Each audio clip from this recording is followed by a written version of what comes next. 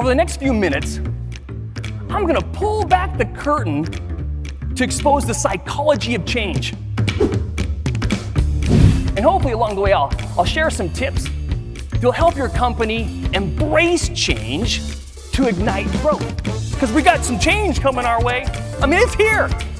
When I realized the impact artificially intelligent image generation tools was gonna have on my creative business, I was terrified. The first time I typed in something that showed a beautiful picture, I was going, I'm dead. It's game over for someone like me. Because the way I earned my business as an illustrator was in the value that I created. That value was my experience and the time. And I knew that that was not going anywhere. So I had to change my mindset. So the first thing is adopt that change forward values. I'm gonna be change friendly. The first point is to understand and accept the fact that change is here. Last year, I was speaking at Outlook Leadership and I was sitting down at dinner and we've been talking about some of the changes that the industry was facing. And one of the older guys says, can we just keep doing business as usual? Won't most of this stuff just blow over? And I said, that is a scary proposition because other organizations, competitors, new businesses, they are going to adopt to the new change and they're gonna leave you in the dust. So you've gotta do something. Appreciate that change is here and change is here to stay.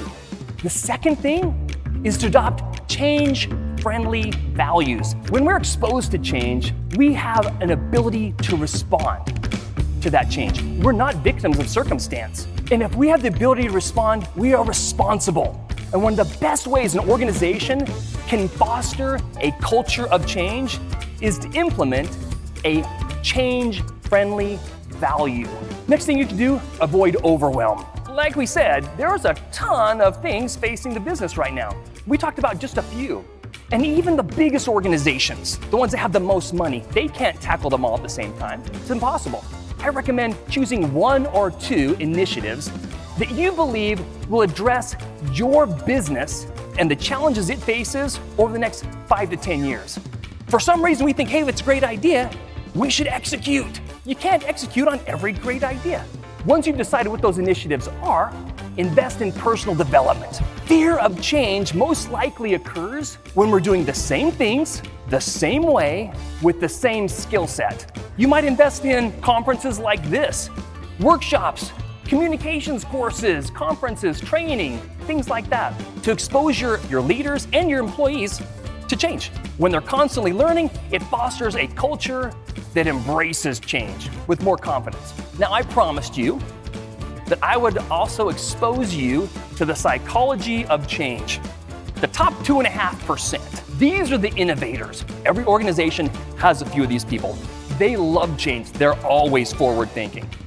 The second group of people are called the early adopters. This group of people, they exchange convenience, money, time to be the first ones involved. Then you have the early majority. The early majority are like this. What are the early adopters gonna do? Because as soon as they start going in numbers, I'm with them. Then you have the late majority and the laggers. The late majority, this is how they think. Is there a guarantee? How many days do I have before I get my money back? Has it been proven? Are there any bugs in it? Because if there's not, I'm not getting into it. So when it comes to the psychology of change, these are your people. So how do we affect change in our organizations?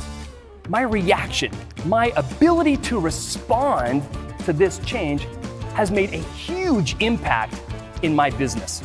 I'm now able to produce creative marketing materials faster than ever before. The challenge, the decision, the responsibility is up to you.